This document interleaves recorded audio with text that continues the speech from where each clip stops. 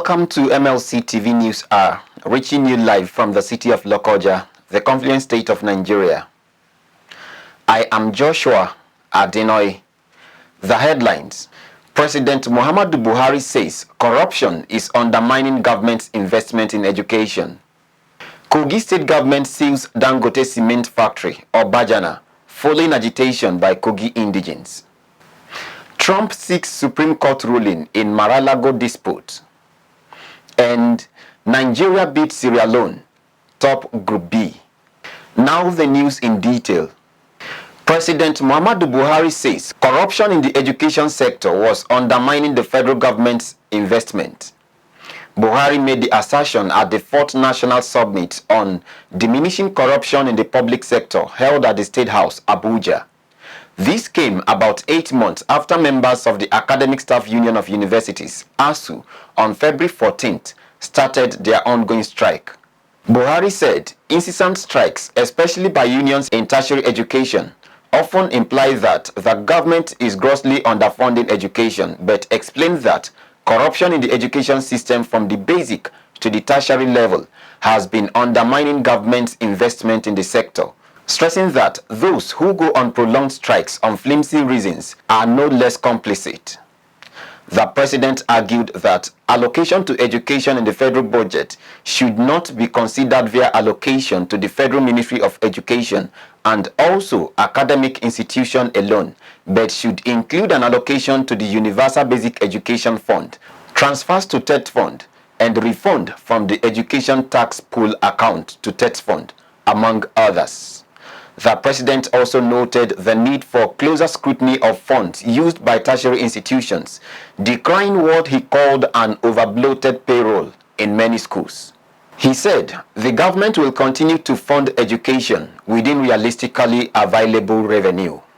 While noting that the government cannot fund education alone, President Buhari tasked academics to attract endowments, research, and other grants to universities, polytechnics, and colleges of education similar to what obtains in other countries. The federal government has registered 2 unions in the university system in a bid to weaken the influence of the Academic Staff Union of Universities, ASU. The 2 newly registered unions are the National Association of Medical and Dental Academics, NAMDA, and the Congress of Nigerian University Academics, KONUA. Speaking at the ceremony at the Federal Secretariat, Abuja, the Minister of Labor and Productivity, Chris Ngige, explained that the 2 bodies will exist alongside ASU. Following the registration, the KONUA, headed by Niyi Sumonu, a lecturer at the Obafemi Awolowo University, would represent Nigerian academics in discussion with the President Buhari administration as a full-fledged labor union. Observers, however, believe that ASU could be sidelined from partaking in decision-making events that may not favor the administration, even though Ngige said the unions could coexist. As opposed to ASU, members of the new union are more likely to achieve an agreement with the administration.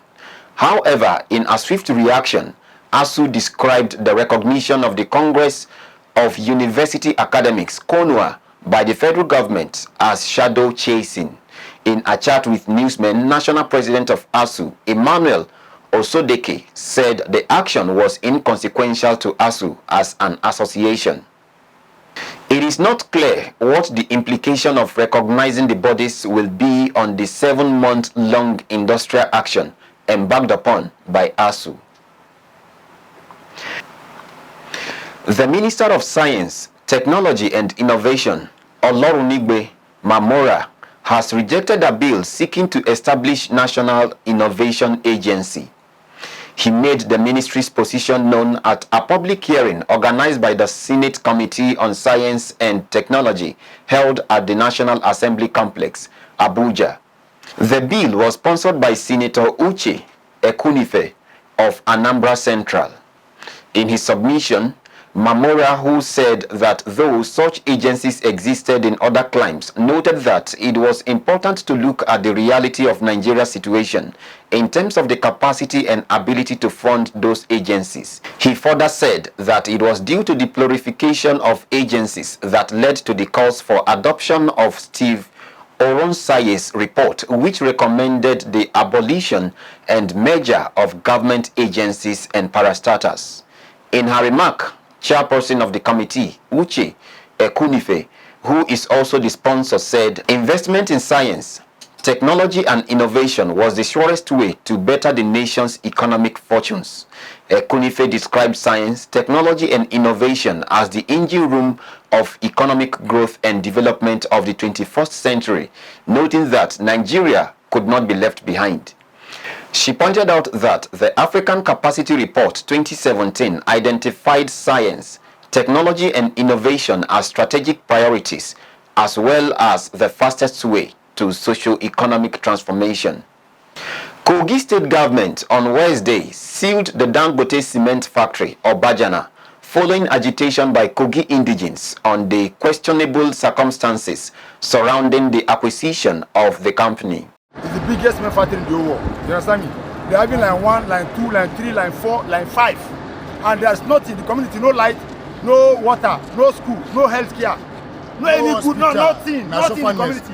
People just don't know. No any Kogi person. No any Kogi person. All from North Central, we say the director here, all now, sir. Now then, go there, no go school, and then people, our people, community and only help they give them. So the Kogi State House of Assembly ordered the closure of the company after its investigation into the cement factory's operation allegedly revealed that no valid acquisition took place for the company. Also, the committee submitted that one of the recommendations is that Dangote Cement Factory be closed down till further notice, till pending when they are able to convince the House of the necessary document we require from them, particularly the consideration for acquirement of the 100 share capital of Obajana Cement Factory, which is said to be translated to Dangote Cement Factory.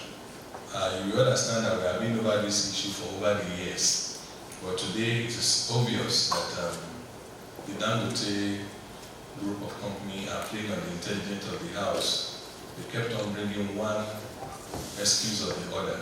So if you are in support of the closure of the company, pending the time we are going to look into the documents and we are going to resolve this matter, pending when we will come for reconciliation of all necessary documents and will take a position on the Kogi State share capital in Dangote Cement Factory. If you are in favor, say aye. Again, say no. The ayes have it. The State Commissioner for Information and Communications, Kingsley Fanwo, while responding to journalist questions, said, pursuant to the constitutional authorities of the Kogi State House of Assembly and upon petition by the people of Kogi State, an investigation was carried out on the acquisition of Obajana Cement Company by Dangote Company. Fanwo said it was found that no valid acquisition took place as Dangote could not show evidence of what was paid as consideration for the acquisition. And it is by the order of the Kogi State House of Assembly given during the public hearing on 4th October 2022. There are a lot of controversies now that has to do with the ownership of the company. It is believed that Alhaji Aliko Dangote did a lot of underhand dealings that deprived the state of its shares in the company. And the House of Assembly, being the representative of the Kogi people, have decided to swing into action to ensure that they get back to the people what belongs to them. Thank you. The commissioner explained that the legislators invited the chairman of the company, Aliko Dangote, before the House for explanations but failed to appear before the State Assembly, giving excuses. Hence, the House of Assembly therefore ordered the closure of the company pending when they are able to present it with credible evidence of a valid acquisition. Kogi State Governor Yahaya Bello has approved the appointment of pharmacist Mahmood Ozigi as the Pioneer Executive Secretary of Kogi State Drug Management Agency, DMA. The appointment letter, which was signed by the Secretary to the Government of Kogi State, Folashade Arike Ayoade, extended the congratulations and assurance of Governor Yahaya Bello to the new Executive Secretary, while urging him to carry out his functions at the agency with renewed zeal, commitment, and dedication. The appointment takes effect from 28th of September 2022. Pharmacist Mahmood Ozigi is a fellow of the West African Postgraduate College of Pharmacists since 2010. He is a consultant pharmacist who specializes in social and administrative pharmacy and has been a member of the Pharmaceutical Society of Nigeria with over 20 years experience in hospital drug management and dispensing, drug sale and marketing, drug production, and manufacturing of pharmaceutical products. Prior to his appointment as the Pioneer Executive Secretary, he has served as a consultant to both government and private organizations. He was a former National General Manager of Tionex Pharmaceutical Limited and the Managing Director of Aman Pharmaceutical. It's World Teachers' Day. Kogi State teachers have cried out about their poor welfare package and also complained about not declaring a holiday for them to celebrate their day. Some of the teachers who spoke to our reporter said they are not motivated due to a decrease in their salary instead of an increment. They also worried about delays and irregular payment of salaries and arrears. Our reporter has more. Teachers has called on government to motivate them and to implement promotion with cash, pay salary regularly and arrears for effective teaching. In an interview with teachers, Olufunke Oluyori, Vice Principal and Admin Officer of the Muslim Community Secondary School Lokoja, said, without teachers, many things will have gone wrong. She said teachers are meant to empower the students to have a better society. I'm not happy. So we want the government to please, in that regard, they should please come to our aid and make us happy. So that, when we are happy, we'll be able to discharge our duty very well. But when we are not happy, you leave your home in the morning to go back home, no food to eat. Your children are there hungry with the meager salary we are collecting. There needs to be an improvement. Yes. The challenges before us is that our promotions are down and it has not been picked. There is no incremental step, no leave bonus, and no motivation from the government. So that is a major challenge we are facing as teachers. Olufunke said Kogi State government was supposed to declare a day holiday for them to celebrate, but they are made to be in school even on a day like this. Even last year we were in school. I remember the media that came. I don't know the media people. They interviewed me in the front of my principal's office there. So the government have not set aside, have not declared any holiday for us. And I think they need to do it, but I don't know. Because when I read the newspaper yesterday, Kwara State, they declare holiday for their own teacher. So I don't know why it is like that for us here. She called on government to renovate the school to put some structure that will not allow students to go out when they are supposed to be in school to learn. Ahmed Gloria, the school teacher, said government should employ more teachers for effective teaching because there are graduates searching for jobs. We want government to increase our salary. We want government to start paying our leave bonus. We want the government to pick the incremental step. And we want the government to employ more teachers for effective work. There are several graduates that are out there with these same certificates. They have not gotten job. So I would like the government to do justice to it. She said teachers the ones imparting knowledge into pupils and students. A teacher is a mentor, a teacher is a tutor, a teacher is a role model. A teacher is the one who imparts knowledge to the student. Abdullahi Kakameku, the non-teaching staff, said teaching is an industry to make money and is not all about making noise, saying he would love to be a teacher in his next life. He appealed to the government to implement the increase in salary President Muhammadu Buhari declared. It is the way people are looking at it. Every sector in the world is a money industry. They didn't just create the ministry because we're just making noise. It's because it's something that is well fetching.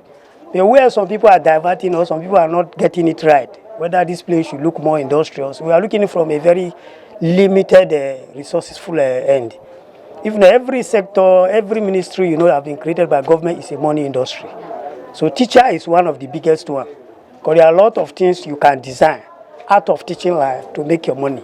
Teachers urge the parents and guidance to look after their children after school hours because they cannot be in school and still come to parents' houses because of their students after school hours. Esther Michael reporting for MLC TV. Lagos State Governor Babajide Sanwo-Olu has surprised public servants with his announcement that a pay rise is coming.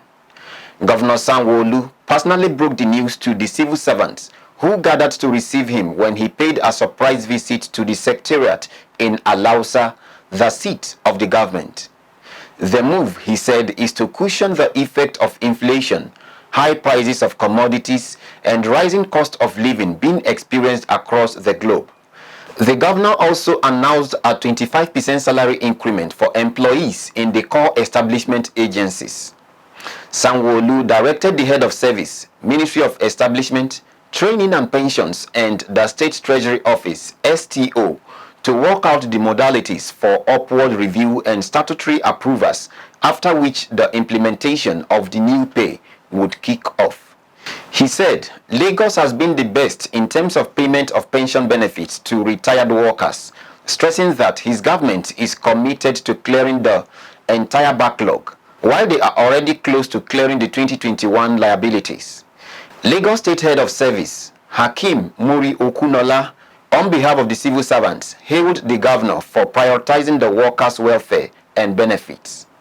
Muri Okunola said Sanwo-Olu had fulfilled more than 80% of his promises to the state workers, stressing that the welfare package of the state government was second to none. We go on a short break. We'll be right back. Get human interest stories right here on MLC TV with entertainment, sports, business, culture, tourism, and fashion news stories all featured on MLC TV. Not forgetting political and current affairs news, state and federal government and people's matters will be discussed regularly on MLC TV. MLC TV, your one-stop online destination for unbiased, accurate news, entrepreneur ideas, and youth matters to the rest of the world. MLC TV, reaching everywhere, informing everyone. Finally, terrorists have freed 23 remaining Abuja-Kaduna train attack victims. Our reporter tells us more. The federal government says all the passengers abducted from a Kaduna-bound train on March 28, 2022 has been released. Chief of Defense Staff Action Committee, Professor Usman Yusuf Secretary, announced this on Wednesday afternoon. I am pleased to announce to the nation and the world the 7-man presidential committee assembled by the Chief of Defense Staff, General Leo Irabo, secured the release and took custody of all the 23 remaining passengers held hostage by Boko Haram terrorists following the attack on the Abuja to Kaduna train on 28 March 2022. The nation owes a debt of gratitude to the Nigerian military under the leadership of the CDS, who conceived and guided the operation from start to finish. All sister security agencies and the Federal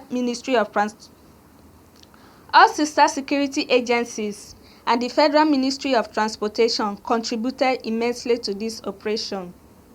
The unwavering support of the President and Commander-in-Chief of the Nigerian Armed Forces, President Muhammadu Buhari, GCFR, is what made it all possible. Members of this committee are grateful for the rare honor and privilege to be part of this humanitarian operation.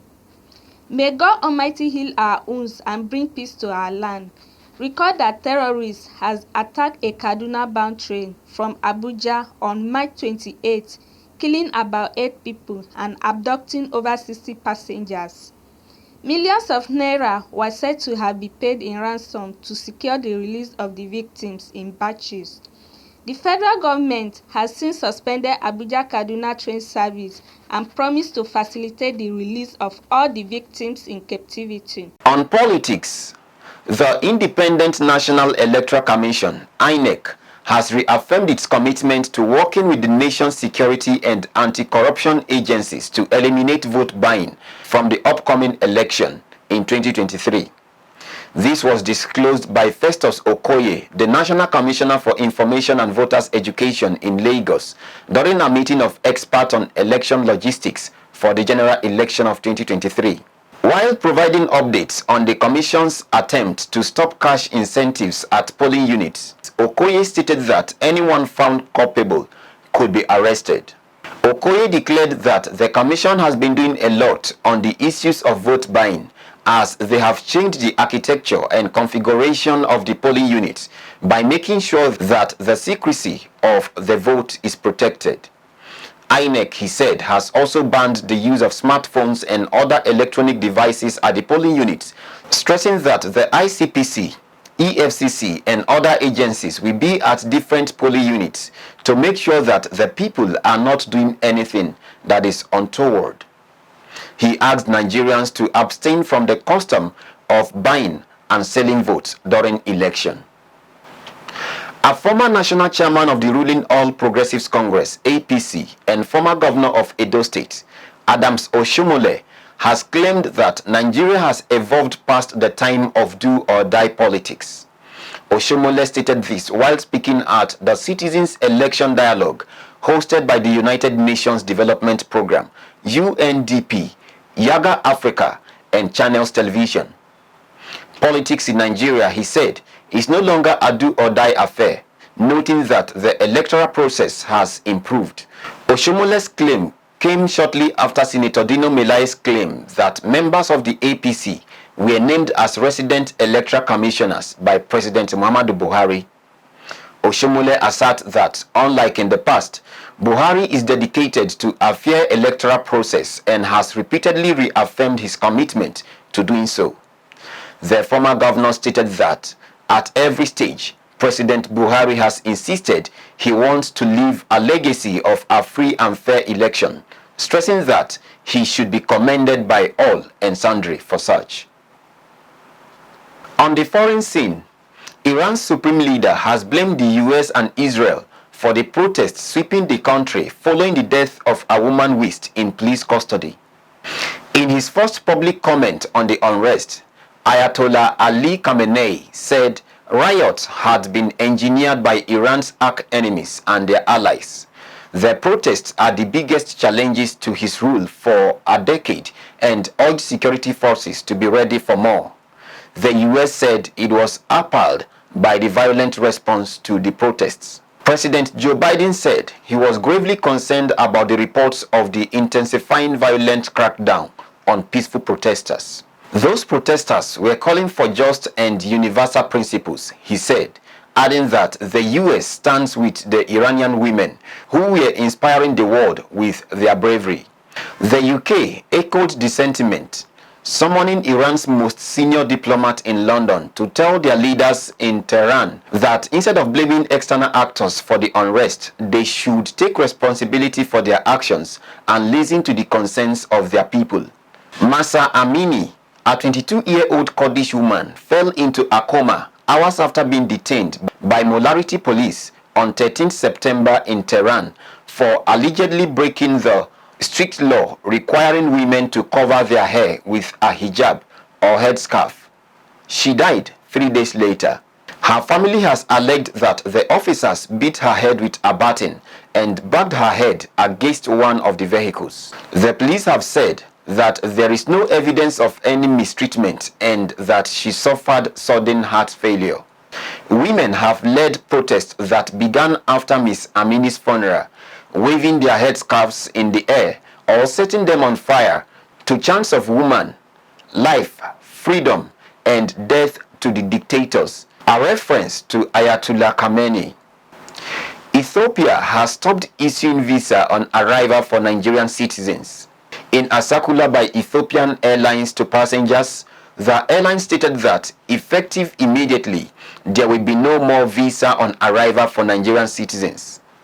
Diplomatic source says this might not be unconnected with increasing drug trafficking by Nigerians via Ethiopian Airlines. Recall that Dubai has also slammed stringent conditions on visa for Nigerians, especially for persons below the age of 40 years.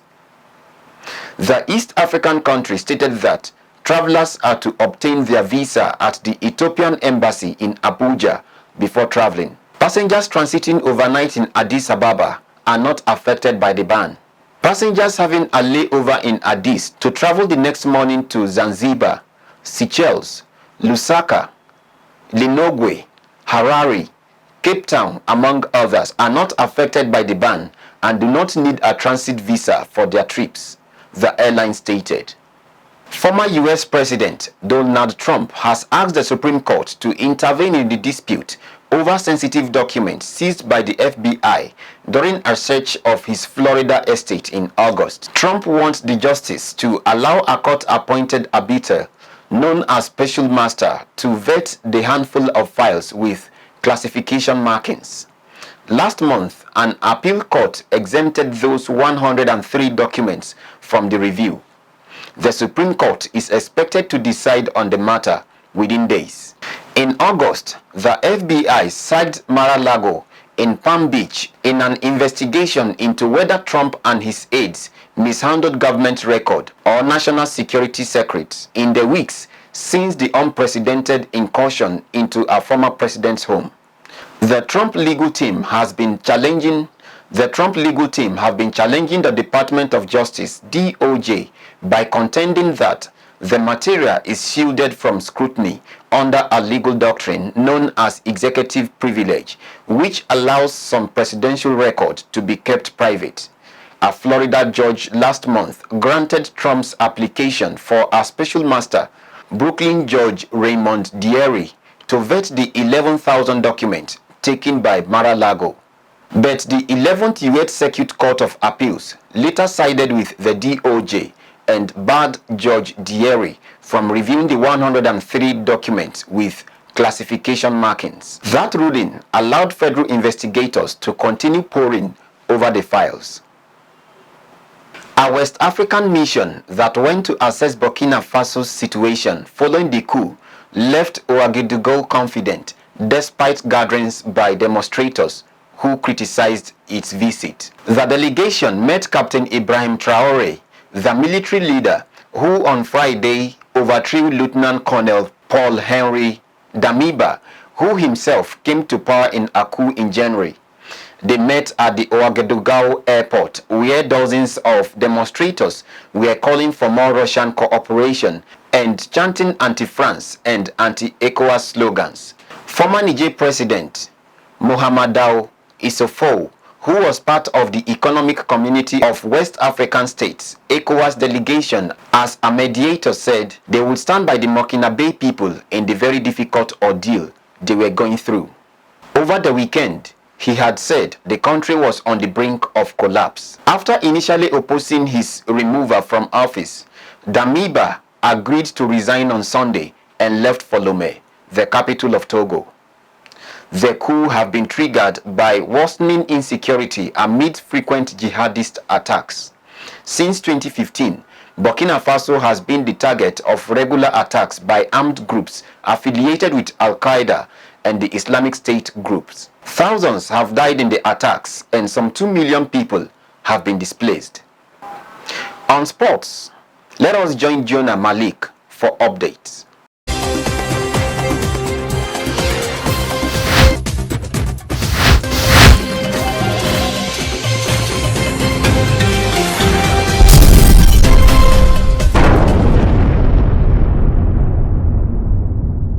And on sports update, host Nigeria defeated Sierra Leone by 11 runs to top Group B in the nerve-wracking game at the ongoing ICC Under-19 World Cup African Division 2 qualifiers in Abuja.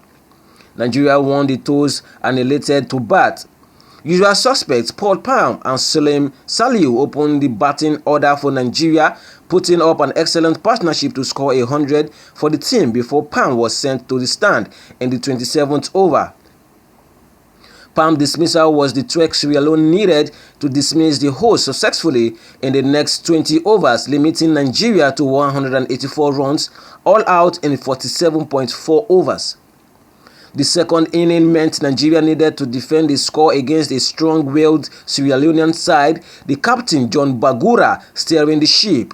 Bagura, who played 87 runs not out in 118 balls, raised the runs scored for Sierra Leone before Prosper Hosseini halted their pace, claiming 6 wickets in the process. The visitors scored 173 all out in 41.5 overs.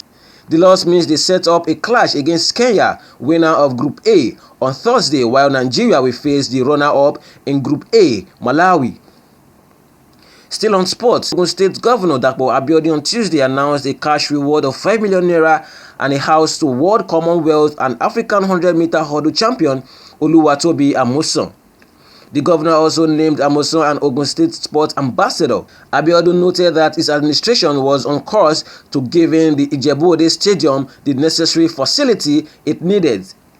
He added that the call by Amusan, the women's 100-meter hurdle world record holder, to train at the stadium whenever she was around in the country would further prompt his administration to fast-track the renovation of the stadium. Abiodun also said his administration considered the role of women very important in all spheres of human endeavors, adding that the passing of a law to ensure that the full emancipation of women in the state would usher in an era where women will get more responsibilities. He stressed that his administration viewed Amusan as a point of contact for other youth in the country that had lost faith in hard work, persistence, and diligence. He noted that the Ogun State athlete story would educate those who still viewed the combination of sport and education as a waste of time. In her remarks, Amusan, while acknowledging the support of Abiodun towards her success, called on the federal government to do more for athletes. And that's sports update on MLC TV News. I am Malik Jonah reporting. Back to our caster for more stories.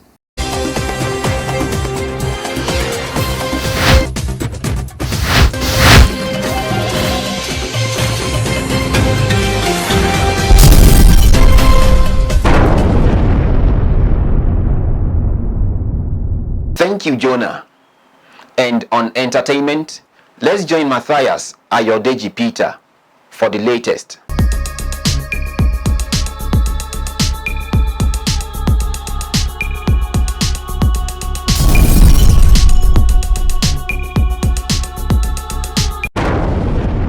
On entertainment news, Bugaba Nigerian superstar Kiss Daniel and multi-talented Afrobeat maestro Tekno has become the most streamed song on Audiomack and Boomplay.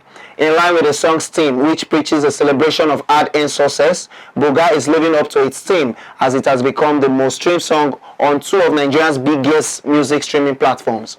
The smash hit recently overtook Joe Boy's hit single Alcohol to become the most streamed song on Audiomack, a freemium and premium streaming platform that boasts 5 million monthly users.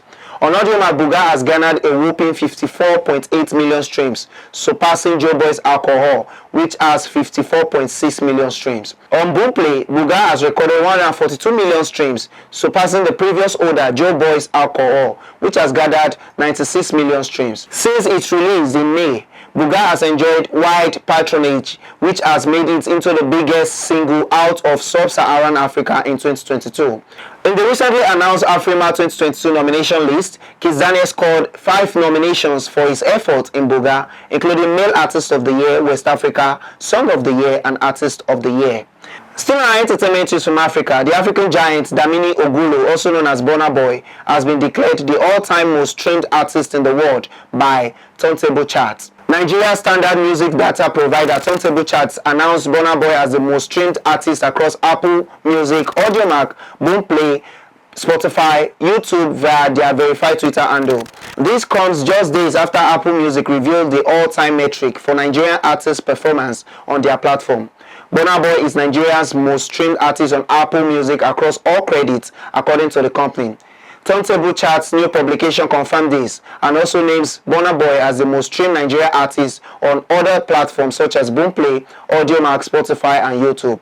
At most recently, the music industry was a numbers game. With this achievement, the African giant Burna Boy has become Nigeria's biggest export, despite the fact that the majority of his streaming songs are not from Nigeria. And that is all on entertainment news today. My name is Matthias Ayodeji Peter, reporting for MLC TV. Back to our caster for more stories.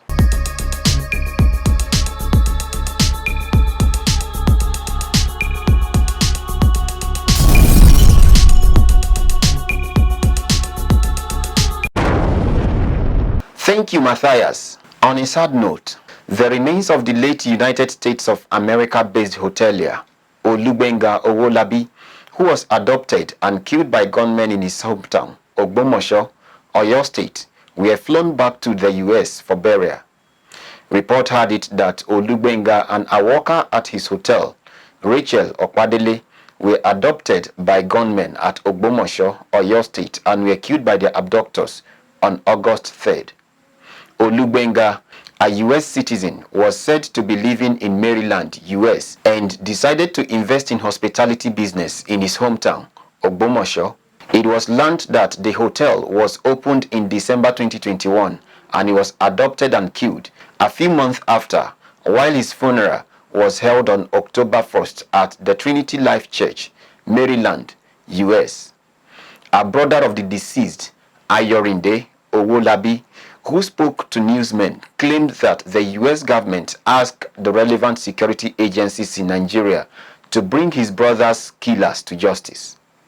He said, and I quote, "The American government wanted evidence about his death, and they came down here to do a post-mortem. Another post-mortem was done in the U.S. before the burial. His remains were taken from Lautech back to the U.S. for burial. A death certificate was obtained at the Lautech Teaching Hospital and also at the Delaware State Military Hospital, USA." Quotation close. And that's the size of our package for today. Join us tomorrow at this same hour to watch our news as we give you updates on happenings within and across the globe. Don't forget to subscribe to our YouTube channel, Malachite TV. Like and follow our Facebook page, MLC TV. Instagram, MLC TV 2021. Twitter at MLC TV1. For your event coverage, information, contribution, advert and sponsorship, please call any of our numbers displayed on your screen. Join us Friday and Saturday to watch our special programs. It's Malachite TV, reaching everywhere, informing everyone. I am Joshua Adinoy. Please continue to be your brother's keeper to build a united and peaceful society together. Good day and thanks for watching.